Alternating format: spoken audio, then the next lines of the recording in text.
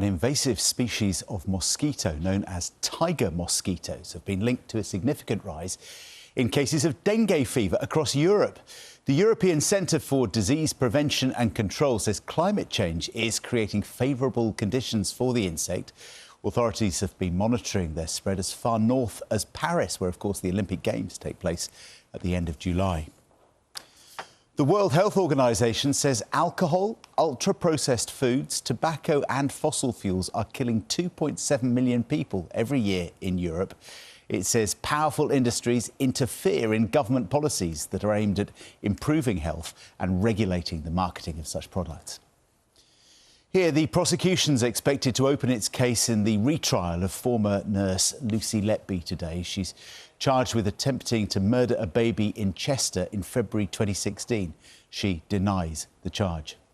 Let's have a look at today's newspapers. Almost all of the front pages feature stories relating to the Conservative Party election manifesto, which was, of course, unveiled yesterday. Sunak promises £17 billion in tax cuts.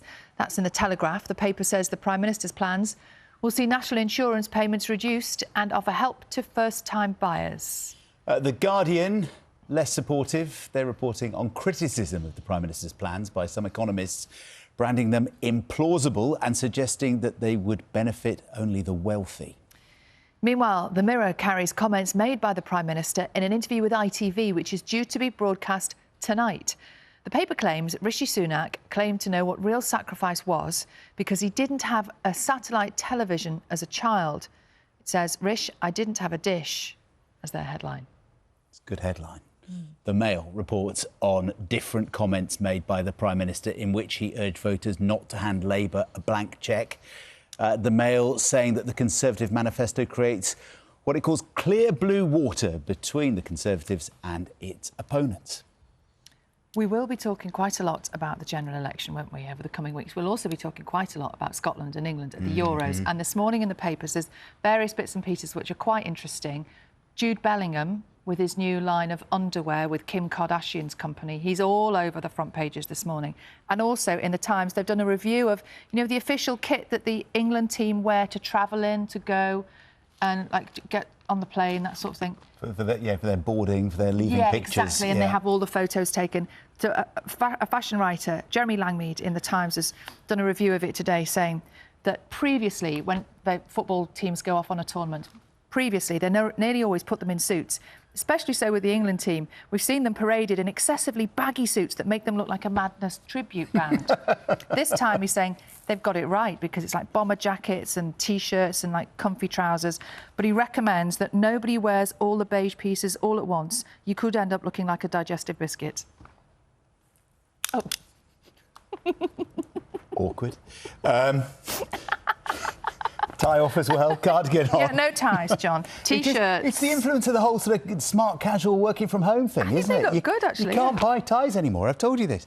Also, if you're feeling a bit upbeat this morning, yes, Wednesday morning, it's because this is the new weekend. Well, it's not the weekend. John. Still got to go to work. That's true. But apparently, whereas Mondays and Tuesdays are for most of us staying in, by middle of the week, 70% of us say we're now winding down already, feeling optimistic and thinking like the weekend's about to be, even thinking about going out tonight. Wednesday night. So for a long time we were saying that Thursday was the new Friday. So is now Wednesday the new Thursday? Or is Wednesday the new Saturday? And when's the football? Friday? Yes. Not Wednesday. Anyway, whatever. We work shifts, so we never know what day it is anyway. Wednesday night is just going for bed early and not having to get up. Exactly, yes.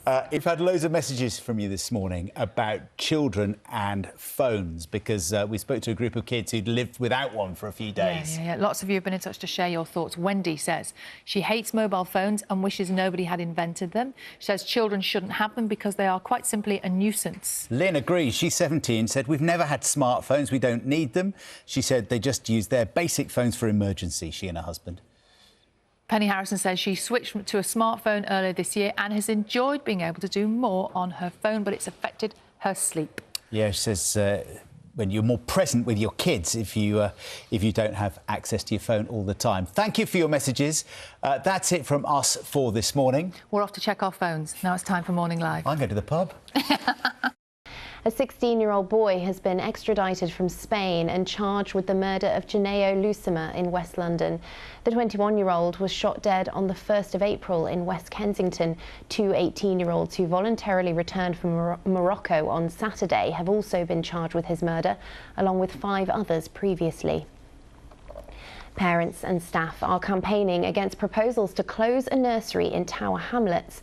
The Westfield Nursery has been running on the Queen Mary University site since 1992, but the university says since the pandemic, the number of children who use it has fallen significantly and it's running at a loss. It says it's doing everything it can to help parents and carers find alternative arrangements, but the nursery's manager says the staff are devastated. We were shocked. We were just numb. You know, people started asking about what are we going to do? This is our livelihood. No one has said anything to us. And some staff just broke down, you know, with shock.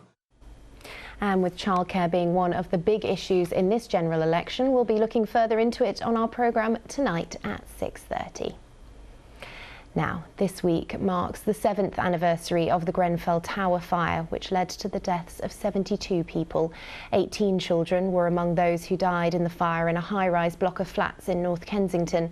Local events are taking place all week, with young people also preparing for the anniversary. Many of them live on local estates near the tower block and have been supported by community groups. It always surprises me, actually, how many of the children still engage in things when it comes up to the memorial and the time of memorial, and how much interest they still have and curiosity. I think you have to remember that a lot of them live in the locality, so the tower is very much a part of their everyday life and has been all their everyday lives.